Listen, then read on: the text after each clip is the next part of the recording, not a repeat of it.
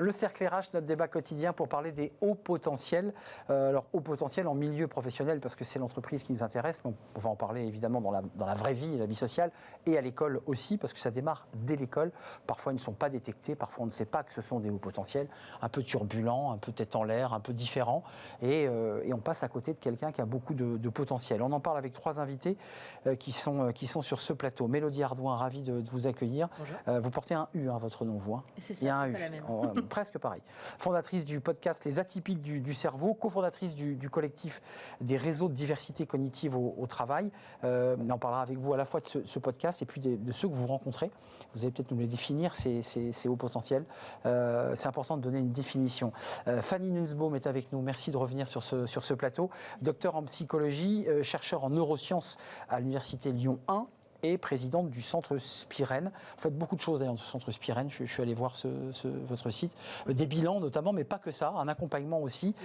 Beaucoup de livres, vous écrivez beaucoup. Les secrets des performances chez Odile Jacob. Et puis les philocognitifs, ils n'aiment que penser et penser autrement, toujours. Édition Odile Jacob, sortie en 2019. Merci d'être là. Et puis Lydie Demouchy est avec nous. Bonjour Lydie. Bonjour. Formatrice et coach, fondatrice de LD Conseil et consultante en RH. Et si j'ai parlé des élèves et des étudiants, c'était parce que vous souhaitez en parler dans la détection, la manière dont on accueille, ou pas d'ailleurs, ces fameux hauts potentiels. D'abord, votre définition, parce que c'est important quand on parle de haut potentiel, j'ai le sentiment qu'on mélange un peu tout. Qui veut commencer? Un haut potentiel, c'est un surdoué? C'est quoi un haut potentiel? Quelle est votre définition, Mélodie? Alors, c'est vrai qu'il y en a plusieurs qui cohabitent, qui coexistent. Il y a plusieurs termes aussi. Fanny parle de philocognitif, on entend aussi parler de zèbre, on entend surdoué. Maintenant, haut potentiel intellectuel, parce que c'est vrai que le haut potentiel en entreprise peut revêtir en plus un autre terme qui n'est pas du tout lié pour le coup à ce sujet-là. On va dire, mais Fanny pourra préciser que à partir de 132 QI qu'on a passé avec un spécialiste. Il y a 2 types de tests, un test américain, le test français. Alors, il y a Wechsler en France, exact. Oui, tout à fait, qui est le test utilisé actuellement. Donc 132. Oui. Est-ce que là, tout de suite on rentre dans une voilà, ça y est, non, il y a débat parce que quand on codifie par le QI, certains disent mais ça suffit pas. Non, c'est même pas que ça suffit pas, c'est qu'il faut pas commencer par ça. C'est-à-dire que c'est mon combat. Oui, mais j'ai un combat. Donc on commence pas par se dire j'ai 132, donc je suis un haut potentiel. Non, en fait, si vous voulez, le truc de base à savoir, c'est que ce test-là, il est très bien fichu, il est très utile, sauf que il y a 70% de fidélité du test. C'est-à-dire qu'entre test et retest, on peut avoir en moyenne une vingtaine de points d'écart entre eux. On peut donc passer de 132 à 102. Exactement. Et donc, ça veut dire qu'à partir de ce principe-là, une fois qu'on sait ça, on ne peut plus dire qu'un philocognitif au potentiel zèbre, etc. Vous, c'est philocognitif, votre mot. C'est philocognitif, parce que je pense que, je pourrais parler de tous les termes et de pourquoi ils ne me conviennent pas, mais j'ai choisi philocognitif parce que, on dit un sportif, un créatif, un philocognitif, ça parle du fonctionnement, ça ne dit pas il a un haut potentiel de quelque chose, on ne vous dit pas... Vous dites pas que quelqu'un a un haut potentiel de sport. Vous voyez, vous dites c'est un sportif. Et il est bon. Oui, mais en général, quand on dit c'est un sportif, on sait que globalement, sur le plan athlétique, il est plutôt OK.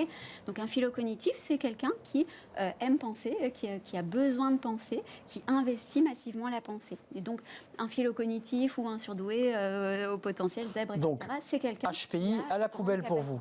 Mais philocognitif, c'est votre définition. À la poubelle, je l'utilise aussi parce que... Mais le mien, c'est philocognitif. Et donc, un philocognitif, c'est quelqu'un, simplement, qui a de meilleures capacités de raisonnement que la plupart de ses congénères. Voilà. D'accord. Même définition? Même définition. Parce que c'est intéressant là. Oui, et moi j'ai lu le livre de Fanny Nussbaum, les philocognitifs, c'est un terme qui me convient, avec des caractéristiques qui sont reliées à des profils. Et Fanny distingue bien les philocognitifs complexes et les philocognitifs laminaires, qui ne sont pas les mêmes personnes, les mêmes caractéristiques. Donc les laminaires, Fanny en parlerait mieux que moi, mais voilà, ce sont des personnes qu'on a tendance à beaucoup apprécier, qui sont dans la retenue, qui gèrent relativement bien leurs émotions. Les complexes sont des personnes qui sont déjà plus dans l'extravagance, qui ne sont pas toujours appréciées, qui partent dans des dérives. Et moi, ce qui est important pour moi dans le terme de philocognition, c'est que c'est tout simplement déjà la notion de pensée hors norme. Et moi, tout de suite, c'est quelque chose qui me frappe. C'est-à-dire que c'est quelque chose que je vais repérer. La pensée, ces gens qui ne font que penser et qui peuvent en souffrir d'ailleurs. Bien sûr. On peut s'enfermer dans ses pensées. Exactement. On peut tomber dingue. S'enfermer dans un mal-être.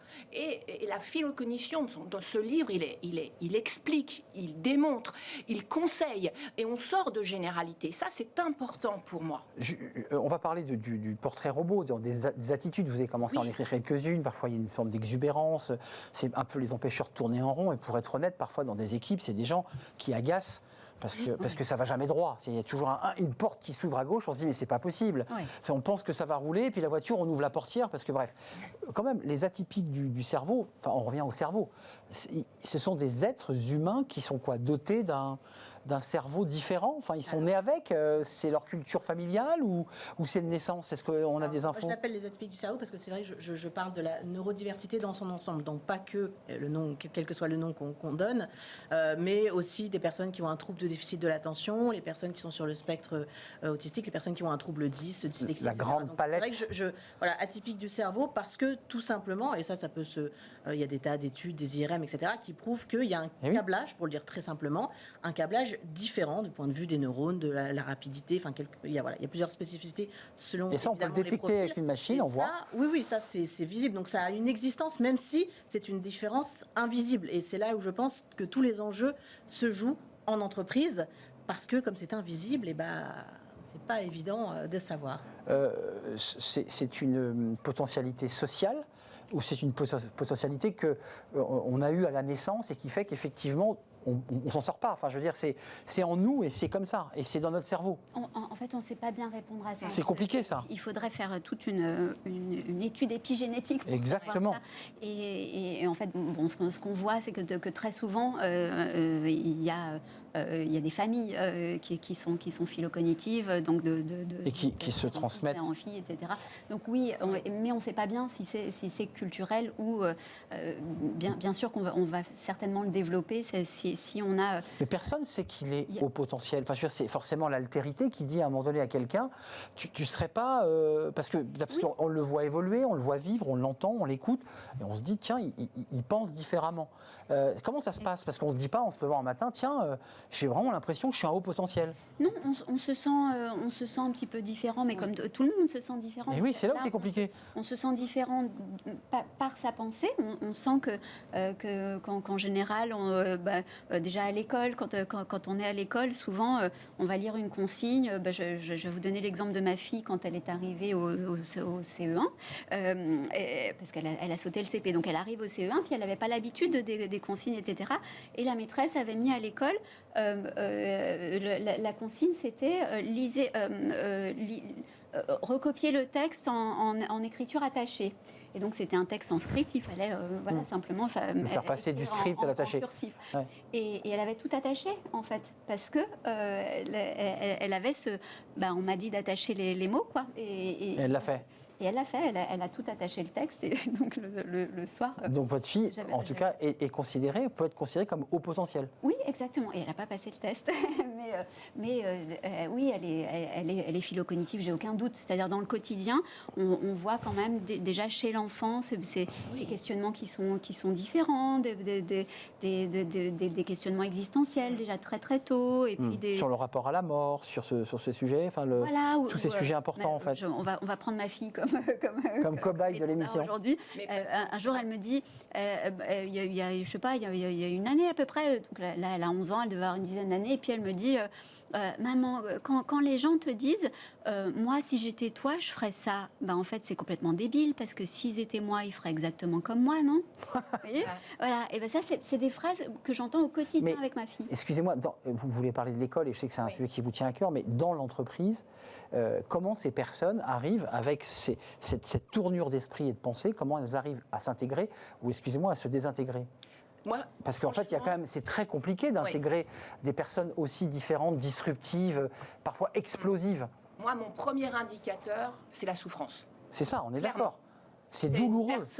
C'est douloureux. Les personnes ne se sentent pas à leur place. Parfois, ce sont des personnes qui multiplient les burn-out. Parfois, ce sont des personnes j'ai vu qu'il y avait harcelées. Ouais. Parfois, ce sont des personnes qui font des dépressions. Et pour moi, le premier indicateur, c'est la souffrance. Alors, On peut souffrir de multiples raisons. Donc en fait, quand vous rencontrez quelqu'un qui est en souffrance, vous pouvez vous dire dans un diagnostic, tiens, on est peut-être face à quelqu'un dont c'est peut-être pas lié à son divorce ou à ses problèmes familiaux. C'est peut-être un haut potentiel. Pas seulement, mais quand j'entends souffrance plus, ben voilà, je comprends pas, il n'y a pas de créativité, il n'y a pas d'innovation, on ne sort pas des sentiers battus, on n'est pas dans l'agilité, on ne me donne pas des chances d'anticipation, on ne me croit pas, on me prend... Je progresse pas assez vite. Exactement. Et puis moi, j'arrive pas à gérer mes priorités parce que j'ai plein d'idées, mais si on m'aidait, peut-être que ça irait mieux. Et puis le management n'est pas fait pour moi, ce manager, il n'est pas empathique. Raconté comme ça, Lydie, franchement, ça en fait un personnage qui peut être un peu agaçant dans l'entreprise. Mais parce que j'exacerbe. Vous voyez ce que je veux dire, vous le jouez bien. Hein. Eh bien oui, parce que je l'exacerbe, parce que pour moi, le fait de mettre une loupe sur la personne, c'est aussi comprendre que ça peut aller très loin, la phylocognition. Et si en entreprise, on ne comprend pas le fonctionnement d'un phylocognitif... C'est très destructif, en fait. Eh bien, c'est complètement destructeur. Et c'est pour ça qu'aujourd'hui, je relie les entreprises agiles et les phylocognitifs, parce que pour moi, l'agilité dans une entreprise, c'est de la phylocognition qui fait qu'on croise deux personnalités, même si c'est une entité, qu'on croise deux personnalités. Il faut l'accompagner quand même. Exactement. Et pour ça que coach. Voilà. Mélodie, vous êtes d'accord avec ce sujet-là sur l'attitude, le comportement qui peut paraître un peu troublant, presque gênant, agaçant à certains égards, et qui en même temps, s'il est bien canalisé, peut apporter énormément à une entreprise? Alors, moi, pour être directement concernée, alors évidemment, je déteste les généralités et les cases, donc ça peut dépendre évidemment des personnes. Il peut en avoir en souffrance, comme il peut en avoir aussi qui ne seront jamais au courant de leurs différences. C'est ce que je... Tout à l'heure, je l'évoquais, on ne sait pas qu'on est au potentiel. En fait, on peut le savoir que si à un moment donné, on s'est senti en décalage, et ça va dépendre aussi de l'environnement. De me sentir en décalage? Oui, ça m'est arrivé, mais en fait, je ne savais pas forcément au départ à quoi l'attribuer. Et oui, c'est très gênant, en fait. Voilà, ça s'est fait en fait un peu par hasard, d'ailleurs, avec une discussion avec un collègue qui m'a dit, mais est-ce que toi, tu ne serais pas concerné par la douance? Je ne connaissais pas le terme. La douance. Voilà, j'ai dit, je suis nulle en maths, donc non. Oui. Il y a surdouement, douance, haut potentiel. Il y a plein de mots, en fait. C'est ça, il y a plein de mots. Et donc, personnellement, mon premier réflexe, en plus, j'étais en plein dans le stéréotype, j'ai dit, je suis nulle en maths, donc je ne pense pas. Et après, deuxième stéréotype, j'ai dit, à la limite, peut-être mon frère, parce qu'il y a un autre sujet sur les femmes. On n'aura probablement pas le temps d'en parler, mais il y a aussi quelque chose de très important là-dessus, qui est que, quelle que soit d'ailleurs la différence cognitive, on sait que sur la diversité cognitive, il y a en moyenne une femme qui est testée, qui est au courant de sa différence, pour 4 hommes. Parce que alors là, on rentre sur les notions justement de suradaptation, qui est un sujet aussi très important, que ce soit sur le haut potentiel intellectuel ou sur d'autres. C'est-à-dire qu'on arrive à compenser. L'entreprise, c'est ça. Quand je dis que parfois on ne se rend pas compte, c'est-à-dire qu'on peut se suradapter sans même se rendre compte qu'on se suradapte. Un peu. On se cache, on se retient. On rentre dans les cases de l'entreprise, dans des normes, dans des codes. Voilà. Et alors, ça peut en effet parfois mener à un burn-out. On peut s'y perdre. C'est ça, exactement. C'est ça. Ouais. On peut, sinon, ne pas s'y perdre. En tout cas, avoir un coût en énergie qui va être plus fort que d'autres. L'accompagnement, parce que c'est intéressant, l'idée que les hommes, entre guillemets, se cachent, font un peu les caméléons, et les femmes peut-être moins. Sont peut-être plus dans une forme de... C'est l'inverse, en fait. Les femmes se cachent. Les femmes sont plus en adaptation. C'est pour ça même qu'on parle sur d'autres sujets d'autisme au féminin ou de troubles déficit de l'attention au féminin, non pas parce qu'il est différent par rapport au sexe, et c'est un autre débat qui avait eu lieu, qui maintenant a un peu passé sur le potentiel intellectuel, qui est de dire, c'est pas tant que ce soit différent parce que c'est une femme ou parce que c'est un homme, mais parce qu'on a appris aux petites filles, par exemple, à être moins turbulentes en classe. Donc, on leur a appris à se canaliser. Et l'hyperactivité va plus être dans la rêverie ou des choses comme ça. Donc, elles se voient moins. Donc, ça se voit moins, ça dérange moins. Exactement. En tout cas, et comme ça dérange moins. Tiens, je me tourne vers vous, Fanny, parce que comme ça dérange moins, c'est un vrai sujet, puisqu'on est centré, nous, sur l'entreprise. Un manager, est-ce qu'il est formé? On a eu ce débat face à l'autisme, face à des personnes qui peuvent travailler, mais qui sont touchées par l'autisme. Est-ce qu'on est formé à cela? Est-ce que l'entreprise est prête à entendre ce qu'on se dit sur ce plateau? Parce que l'entreprise, elle a parfois envie qu'il n'y ait qu'une seule tête voilà, il n'y ait pas de tête qui dépasse, on avance, on fonce, et le haut potentiel, par essence, il est unique, il est original, il est dans son monde. Comment on fait? À vrai dire, je ne pense pas que ce soit au manager d'apprendre. Je crois que le phylocognitif, il faut qu'il apprenne, probablement avec des gens comme vous. Mélodie n'est pas tout à fait d'accord, mais vous allez répondre. Oui, mais en fait, je pense qui s'adapte à qui, en fait? Je crois que quand on a... je pense qu'on a tous évidemment une différence ici autour de la table et on a tous appris, on a tous pris des coups dans la figure à cause de cette différence. On a tous appris aussi à arriver à la mettre en avant, à l'imposer, à dire je viens en basket. Je confirme, c'est en basket. Vous voyez, et quand on arrive à faire passer ça correctement et sans larmoiement et sans parler de l'anxiété du philo-cognitif, alors je pense que... Oui, parce que c'est à moitié vide, à moitié plein. Hein, mais oui, ça peut être une source de bonheur, mais aussi c'est douloureux. C'est qu'un philo-cognitif, la plupart des études montrent que les philo-cognitifs ne sont pas plus anxieux, et même si ce n'est probablement moins anxieux que la plupart de leurs congénères. Donc en fait, ce que Lydie dit, c'est très important, c'est que on les voit seulement en entreprise quand ils se mettent à faire chier, quoi. Voilà, je n'osais pas utiliser le terme, mais c'est ça, quand on les entend, quand ils commencent à faire du bruit. Exactement. C'est-à-dire, je ne suis pas soutenu, je ne suis pas écouté. Moi, j'ai une pensée... alors que c'est 9h. Exactement. Et donc là, il y a une incompatibilité avec l'entreprise. Donc, je m'autorise à reposer la question, vous êtes dans l'accompagnement et le coaching, il y a un travail que vous faites aussi. Comment on fait ? On les canalise, on leur redonne des clés, des codes, où on dit à l'entreprise, appuyez-vous sur eux, et si vous êtes malin, vous pouvez en tirer beaucoup, Mélodie.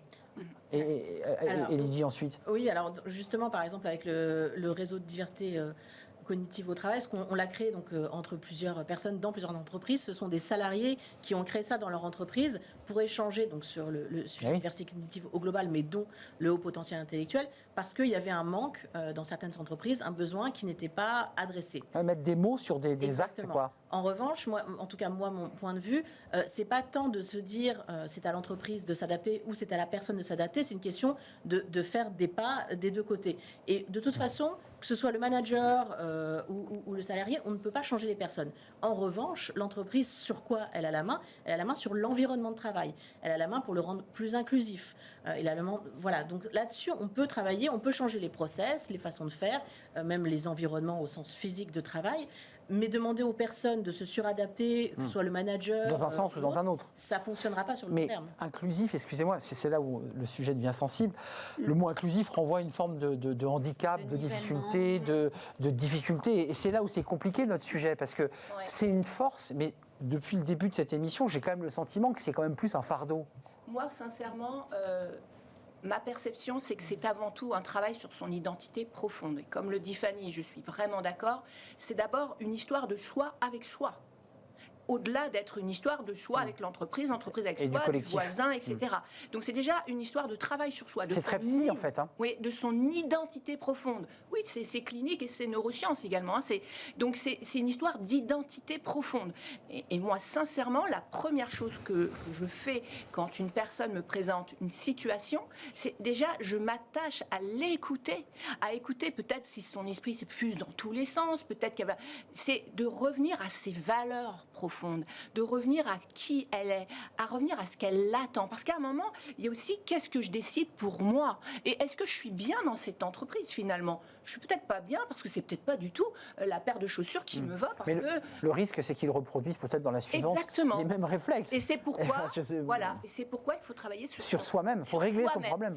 C'est pas régler le problème, c'est mieux se connaître, capitaliser sur ses forces, capitaliser sur cette différence. Peut-être que pour les philo-cognitifs complexes, retravailler sur l'estime de soi. Vous voyez, aussi le livre de Fanny Nasbaum est aidant parce qu'il amène bien ses caractéristiques. C'est une belle publicité de son livre. Hein. Oui, non, mais on va voir la couverture, moi, il m'a ouvert une fenêtre parce que les caractéristiques des philo-cognitifs complexes et des philo-cognitifs laminaires permettent aussi de tout de suite détecter déjà quelles caractéristiques et quel champ. Et mais ça permet de coacher autrement. D'un mot, dans la vie sociale, dans les dîners en ville et dans votre vie sociale, vous les détectez ? Vous êtes capable de le faire, ça ?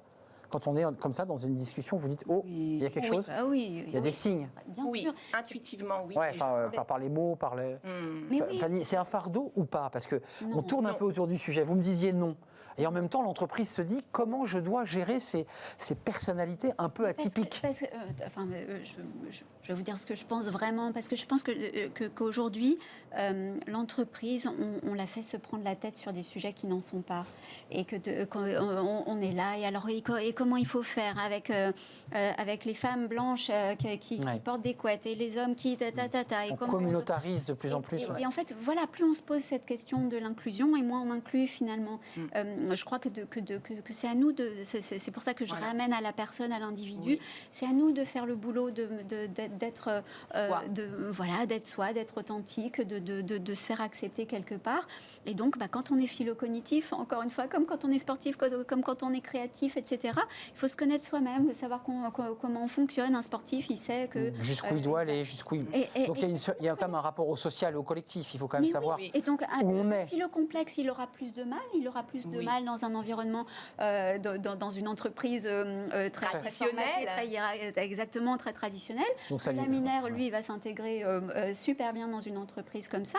Donc, le philo-complexe, peut-être qu'il faudra davantage qu'il trouve un boulot où il est indépendant, ou alors où on lui donne une responsabilité un peu de satellite. Enfin, qu'il soit... Donc, si je prends le problème à l'envers, quand on prend des typologies de métiers de gens qui ont choisi l'indépendance, on peut se dire que peut-être, pas tous évidemment, mais peut-être ce sont des philo-complexes, parce que c'est des personnes qui ont eu ce besoin de trouver leur liberté. Oui.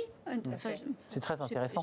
Mélodie? Je pense que ce qui est aussi une idée intéressante, c'est, parce que là on parle beaucoup de la personne au final, mais moi si je me place en tant qu'entreprise... Oui, de l'entreprise et de la personne. Exactement. Comment elle se marie. Du point de vue de l'entreprise, ce qui est intéressant aussi, c'est que prendre en compte, alors évidemment les gens peuvent prendre sur eux, mais dans une certaine mesure, quand on est câblé différemment, de toute façon... câblé, c'est vraiment le mot. Voilà, on ne peut pas travailler sur tout là-dessus. En revanche, ce qui est sûr, c'est que ça adresse, et là on en parle, le sujet de la qualité de vie au travail, la QVT. Ça, c'est un premier point. Mais il y a un autre sujet qui intéresse de plus en plus les entreprises, et qui fait que maintenant, on parle de ces sujets de neurodiversité en entreprise, c'est la question de la performance. Parce qu'on sait que de toute façon, quand on emmène plus de diversité autour d'une table, on va emmener plus de performance. Il y a de nombreuses études sur le sujet. Et donc, quand on amène des gens qui sont câblés différemment, qui pensent différemment, évidemment, ça va amener différentes solutions. Après, la question, c'est est-ce que l'entreprise en tant que telle est prête à revoir ses normes, ses codes, ses façons de faire pour accueillir ces personnes-là. C'est bien ce que j'évoquais.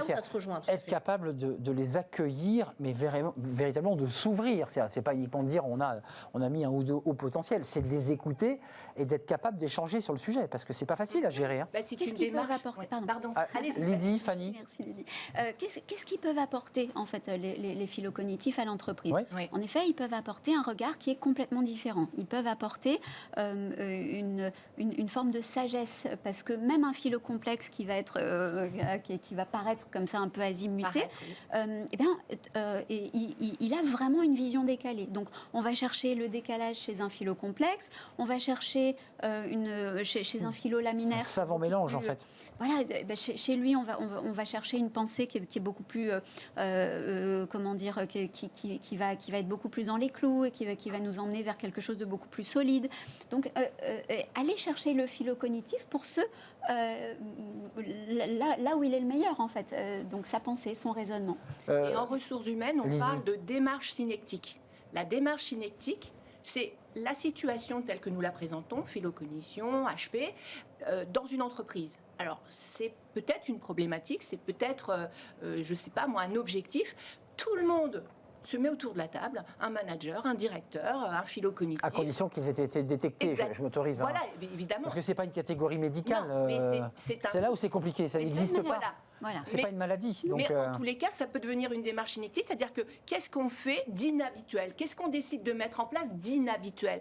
De sortir des stéréotypes. Qu'est-ce qu'on accepte d'entendre venu du haut potentiel? Parce qu'il vous décale le haut potentiel. Parfois, il vous secoue quand même. Je disais tout à l'heure un exemple. Moi, j'ai accompagné une jeune femme. Sa principale problématique, c'est qu'elle n'arrivait pas à arriver, elle ne parvenait pas à arriver au bureau avant 11h et qu'elle partait à des... Et elle disait, mais pourquoi on m'impose des horaires? C'est bête, c'est très bête. Mais j'ai envie de vous dire, c'est malheureusement, se disait Fanny, des règles sociales, bien sûr. Qui font que... Alors, qu'est-ce qu'on lui répond en général à cette femme? On lui répond, et ben si tout le monde faisait comme toi, ça ne pourrait pas fonctionner. Exactement. Et dans Comme à l'école. Elle répond, mais sauf que personne ne fait comme moi. Voilà. Statistiquement, la plupart des gens ne le feront pas comme moi, donc ça n'arrivera pas. Et ça modifie pas la performance. Vous arrivez à 11h, vous aussi, Mélodie, ou pas? Non, C'était un exemple. Non, mais je ne sais pas, parce que j'ai Mélodie qui regarde.